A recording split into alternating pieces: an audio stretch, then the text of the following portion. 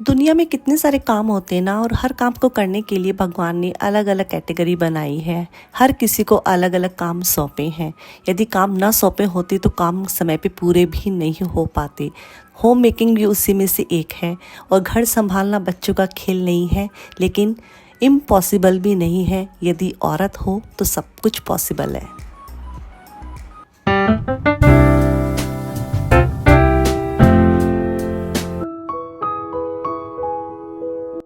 हाय everyone, welcome back. Hey guys, कैसे हैं आप सब? होपफुली सब बढ़िया होंगे, खुश होंगे। मैं रुचिका एकदम मस्त हूँ। थोड़ी सी स्वस्थ नहीं हूँ क्योंकि मुझे हुआ है वायरल फीवर। उस वजह से व्लॉग है 3-4 दिन से नहीं आ पा रहे थे, और कोशिश करूँगी अभी मैं कंटिन्यू रहूँ अपने व्लॉग बनाने के लिए।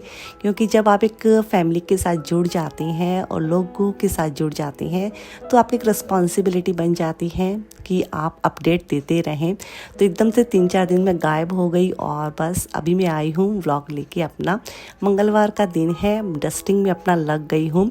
हालांकि आज भी तबीयत मेरी ढीली ढाली सी ही है, ज़्यादा अच्छी नहीं है। कुछ खाया पिया नहीं 3-4 दिन तक, तो इसलिए थोड़ा शरीर में मतलब ताकत भी नहीं थी। लेकिन फिर भी अपने कामों में लगी हूँ। थोड़ा थोड़ा काम करूँगी, और खाना पीना है वो मेरी बहन के यहाँ से आ जाएगा। जब रियल सिस्टर नज़दीक होती है काफ़ी आराम हो जाता है। और इस बात को कौन कौन मानता है, मतलब सगे भाई बहन का बहुत सपोर्ट होता है। और बस यहाँ पे मैं साफ़ सफाई में लग गई थी। हस्बैंड 2 दिन की छुट्टी लिए थे, फिर आज उनको ऑफिस जाना ही पड़ा क्योंकि काफ़ी उनकी मीटिंग से पेंडिंग थी। तो वो ऑफिस के लिए निकल चुके। बच्चों का स्कूल कॉलेज वो हम रोक नहीं सकते हैं। हमारा ज़माना अलग था। मम्मी की तबीयत ख़राब होती थी तो हम 5 भाई बहन होते थे, उसमें से एक भी घर पर रुक जाता था, मम्मी को सपोर्ट मिल जाता था। और मम्मी का उस टाइम का हमें याद आता है जब मम्मी बीमार होती थी, और मम्मी मतलब सोए सोए रहती थी तो मम्मी चिड़चिड़ करती थी क्योंकि मम्मी के अकॉर्डिंग काम नहीं हो पाते थे। वही कंडीशन मेरी हुई, मेरे अकॉर्डिंग कोई काम नहीं हो पा रहा था। मतलब ऐसा है, दवाई पानी मुझे बराबर मिल रहे थे, खाना पीना बराबर मिल रहा था, बट घर की साफ़ सफाई वो बहुत ही पीछे हो गई थी। इस कदर मेरा घर बिखर गया था। हर जगह मेडिसिन्स, कहीं पिलो, कहीं चादर, कहीं मतलब ओढ़ने के बिछाने के चादरें, और कहीं मतलब बच्चों के यूनिफॉर्म्स हैं। मतलब इस कदर पूरा घर बिखरा हुआ था। तो आज तो मैंने ठान ही लिया था, जैसे इसके पापा ऑफिस के लिए निकले, हालांकि वो बोल के गए थे मत करना। मैंने बोला ठीक है, नहीं करूँगी, आप जाइए ऑफिस, मैं रेस्ट करने वाली हूँ। लेकिन मैं लग गई अपने कामों में।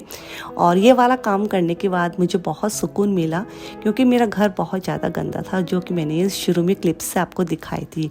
और बस आ गई थी किचन में। 3-4 दिन से खाना पीना बना ही नहीं, लेकिन बस वही चाय बिस्किट दूध ये सब हो रहा था। उसमें भी देखिए किचन किस कदर बिखरा हुआ है।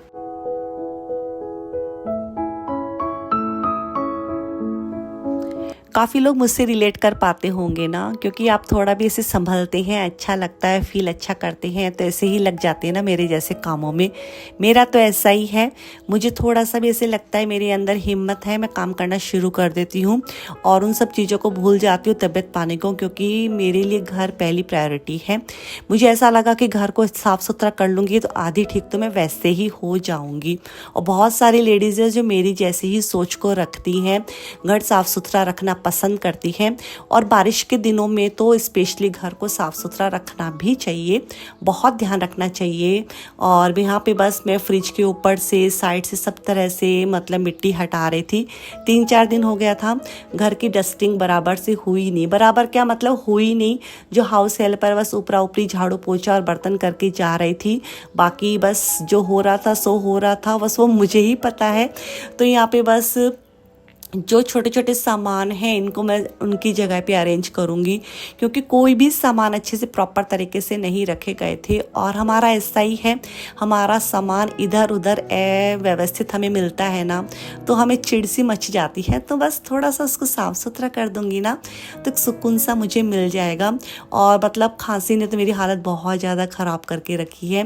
मतलब खांसी बहुत ज़्यादा हो गई मुझे, तो मतलब काम कर रही हूँ ना तो बीच बीच में खांसी भी आ रही थी। और ऐसा नहीं है मैं बीच बीच बीच में रेस्ट करे जा रही थी, 10-10 मिनट बैठ रही थी और काम कर रही थी। कंटिन्यू मुझसे काम हो भी नहीं रहा था।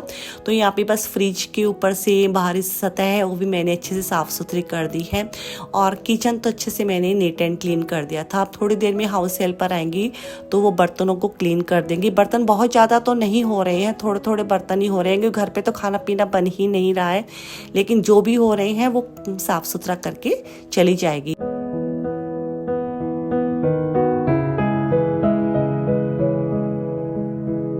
आज तो इन्होंने भी बोल ही दिया, आखिर में इनके मुंह से भी वो शब्द निकल ही गए जिनको सुनने के लिए मैं बेसब्री से इंतजार कर रही थी। इन्होंने बोला, यार तुम कैसे मैनेज करती हो, हर छोटी सी छोटी चीज़ को ध्यान में रखते हुए हर बड़ी सी बड़ी चीज़ को मैनेज कैसे कर लेती हो। घर में रहती हो, सारे कामों को देख लेती हो, बाहर के कामों को देख लेती हो, लेकिन उफ तक नहीं करती हो, कभी शिकायत भी नहीं की, तो कैसे करती हो मैनेज। धन्य है, हर उस औरत को धन्य है जो घर को संभालती है इतने अच्छे तरीके से, प्रॉपर तरीके से, अपने पति का, अपने बच्चों का ध्यान रखती है। हर उस औरत को धन्य है। और बस ये मॉरल सपोर्ट ही होता है जो हमें काम को करने के लिए प्रेरित करता है और घर संभालने के लिए प्रेरित करता है। मोटिवेशन मिलता है ना, बस इस मोटिवेशन के सहारे ही हम अपने कामों को कर लेती हैं। बस इसके बाद में आ गई थी बच्चों वाले रूम में, और बच्चों वाले रूम में आपको पता ही है बच्चों की बुक्स बिखरी हुई रहती हैं, और हमारी चेरी के कपड़े बहुत ज़्यादा बिखरे हुए रहते हैं। एक जोड़ी पहन के जाना रहता है ना, लेकिन बिखेर के 3 से 4 जोड़ी जाती है कि मम्मा ये पहन लूँ क्या, मम्मा ये पहन लूँ क्या। लेकिन मतलब लड़कियों का रहता ही है, जैसे जैसे लड़कियाँ ग्रो करती ना उनको कपड़ों को लेके काफ़ी कन्फ्यूज़न रहता ही रहता है। तो यहाँ पे बस उनके कपड़ों को मैंने सेट किया अलमारी के अंदर, जो वो मतलब नहीं पहने उसने छोड़ के गई वो वाले कपड़े, और बस सोचा चादर को वॉश करने के लिए डाल दूँ वॉशिंग मशीन में। लेकिन ऑलरेडी 4 दिन के कपड़े हैं वॉशिंग मशीन के अंदर, मतलब ही नहीं, इतने सारे कपड़े यदि वॉशिंग मशीन के अंदर डाल दूंगी तो मैं ही थकने वाली हूँ, और थक जाऊंगी तो वापस से बीमार हो जाऊंगी, क्योंकि वायरल फीवर का ऐसा ही रहता है, 5-6 दिन आपके शरीर में उसका असर रहता ही रहता है। मतलब थोड़ा कम ज़्यादा हो सकता है लेकिन असर रहता है, ध्यान काफ़ी रखना पड़ता है। तो बच्चों वाले रूम को अच्छे सेट करने के बाद बस इस वाले रूम में आ गई थी। इस वाले रूम में फटाफट से सेट करूंगी, और इसकी चादर भी नहीं उठा के झटका के करने वाली हूँ, मतलब लगे लगे ही ब्रश की हेल्प से साफ़ सुथरा कर दूंगी और अच्छे से टाइट कर दूंगी चादर को, और फर्नीचर को अच्छे से क्लीन कर दूंगी क्योंकि बारिश के दिनों में काफ़ी डस्ट है, फर्नीचर पे भी लग जाती है, दीवारों पे भी लग जाती है, बहुत ध्यान रखना पड़ता है, और डस्ट का काफ़ी ध्यान रखना पड़ता है बारिश के दिनों में। और हमें धूल मिट्टी हटाते रहना चाहिए बारिश के मौसम, स्पेशली घर को साफ़ सुथरा रखना चाहिए क्योंकि बहुत ज़्यादा मौसमी बीमारियाँ फैल रही है इस टाइम पे। तो थोड़ा सा ध्यान रखेंगे क्योंकि धूल मिट्टी रहेगी तो छींक की और सर्दी खांसी की प्रॉब्लम हो सकती है। जिसको एलर्जी की प्रॉब्लम रहती है उसको एलर्जी की प्रॉब्लम हो जाएगी, जैसा कि मुझे एलर्जी की प्रॉब्लम है, इसलिए मैं घर में धूल मिट्टी रहने ही नहीं देती हूँ। और बस यहाँ पे बाथरूम को क्लीन किया, सब चीज़ों को क्लीन किया। अब मैं आपके साथ बहुत अच्छी चीज़ शेयर करने वाली हूँ जो कि मेरे मायके से आया है, मेरी मम्मी ने भेजा है भैया भाभी के हाथ। तो क्या आया है वो सामान आपको दिखाने वाली हूँ, चलिए मेरे साथ। हेलो एवरीवन, और बस घर के काम निपटाने के बाद थोड़ा सा मैं चेंज किए कपड़ों को, फिर टैबलेट लेके सो गई, और ऐसा सोई 3 से 4 घंटे आराम से सोई। और अभी वो चीज़ आपके साथ शेयर करने वाली हूँ जिसका आपको है बेसब्री से इंतज़ार, और आप देखना चाहते हैं कि मेरे भैया भाभी क्या लेके आए हैं। तो चलिए आपके साथ में शेयर करती हूँ। और काफ़ी कुछ चीज़ें रहती हैं हमारे मायके से जुड़ी हुई रहती हैं, लेकिन ये छोटे छोटे गिफ्ट के जरिए हम उन सब चीज़ों से वापस से तरोताज़ा हो जाते हैं, और वो चीज़ हम वापस से फील कर पाते हैं अपने बचपन के जो हमारे जो रिलेशंस रहते हैं भाई बहन के आपस में, किस तरह से हम खेले हैं, कूदे हैं और कैसे रहते थे। अब मकान अलग अलग हो गए हैं लेकिन कनेक्शन तो वही अभी भी है, दिल से दिल का कनेक्शन है, मन से मन का कनेक्शन है, और अच्छा लगता है। और जब भाई आता है घर पे तो वो तो एक बड़ी खुशी होती है एक बहन के लिए, ये तो आप सभी जानते ही हैं। और तो देखिए मेरे भैया वैसे बच्चों के लिए चॉकलेट्स लेके आए थे, मिठाई लेके आए थे, और बच्चों को पैसे ही दे के गए थे, क्योंकि बच्चों की जो चॉइसेस होती है आजकल बहुत डिफरेंट हो गई है, मतलब मैच नहीं कर पाती है उनकी चॉइस और बच्चों की चॉइस काफ़ी डिफरेंट होती है। तो उनको तो भैया ने पैसे ही दे दिए थे, और हमारे लिए मतलब मेरे लिए और इसके पापा के लिए भैया कपड़े लेके आए हैं। तो आपको मैं दिखाती हूँ, पहले इनके दिखा देती हूँ, वो तो आपको लेकिन क्या ही समझ में आएंगे। तो ये देखिए, मतलब फैब्रिक ही है, शूटिंग शर्टिंग है, और ये नीलन का है शर्ट, और ये पैंट, और ये इनके लिए है। और मतलब जवाई को भी खुश कर दिया और बेटी को भी खुश कर दिया, और मेरे लिए लेके आई है भैया 3 ड्रेस।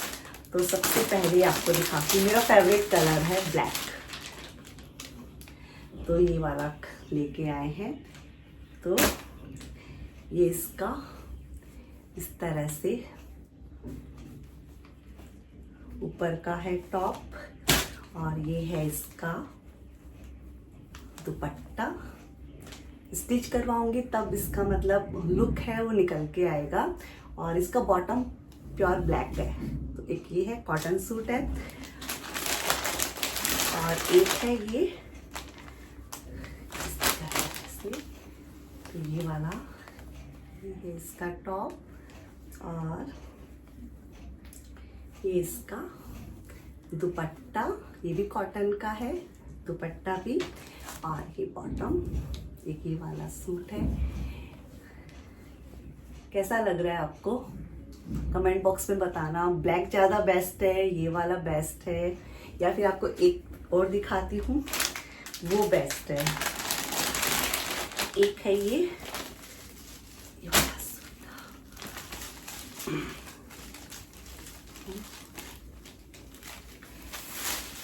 इस तरह से। एक ये वाला सूट है,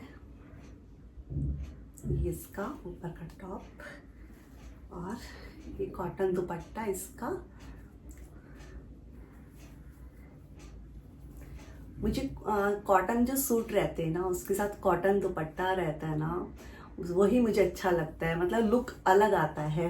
फिर घर में भी हम दुपट्टा लगा सकते हैं, और शिफॉन के दुपट्टे रहते हैं, फिर वो घर में मतलब हम डेली में यूज़ नहीं कर पाते हैं। फिर ऐसा होता है कि सूट तो हम पहनते रहते हैं, दुपट्टे एज इट इज़ रखे रहते हैं, फिर किसी को देते हैं तो दुपट्टे इतने अच्छे अच्छे रहते हैं शिफॉन के, लेकिन वो देने ही पड़ते हैं, किसी को देंगे तो वो तो नए रह जाते हैं और सूट पुराने हो जाते हैं। तो आपको सबसे अच्छा कौन सा सूट लगा मेरा? ये वाला अच्छा लगा, या फिर ये अच्छा लगा, या फिर आपको ये ब्लैक? इन तीनों में से कौन सा? सबसे पहले मैं कौन सा सूट स्टिच करवाऊँ वो भी सजेस्ट करना। और सुनाइए आप लोग कैसे हैं? बस तबीयत ठीक नहीं रहती है ना तो बिल्कुल कुछ भी अच्छा नहीं लगता है, मतलब खाना पीना तो बिल्कुल भी अच्छा नहीं लगता है, बनाने को भी नहीं होता है, खाने को भी नहीं होता है। लेकिन ठीक है, अभी थोड़ी थोड़ी रिकवरी है, हो जाएंगे ठीक, और खुद ठीक रहेंगे तभी बच्चों को देख पाएंगे, हस्बैंड को देख पाएंगे, घर परिवार संभाल पाएंगे। तो बस ये है मेरे मायके से आया हुआ सामान। और काजू की कतली आई थी, वो तो हमने मतलब लगभग खा ही ली, 3 से 4 ही बची है, वो भी आज निपटा ही लेंगे। मैं तो इतने खा ही नहीं पाई, मैं तो भैया लेके आए, उसके बाद में बीमार ही पड़ गई। मतलब ऐसा हुआ मेरे साथ, तो भैया भाभी आए और वो घूमने के हिसाब से ही आए थे, किसी फंक्शन में आए थे, फिर वो घूमने के लिए निकल गए थे। फिर ऐसा हुआ वो आए, मतलब आधा पौन घंटा ही आए थे। मेरी ऐसी हालत थी, मैं पानी का गिलास भी उठ के ना दे पाऊँ, ऐसी हालत थी, मतलब बहुत ज़्यादा मुझे फीवर था, मतलब बॉडी है मतलब सपोर्ट नहीं कर रही थी। लेकिन ठीक है, भैया भाभी है तो सब चीज़ें चल जाती है, वो समझते हैं क्योंकि मैं उनकी बहन हूँ।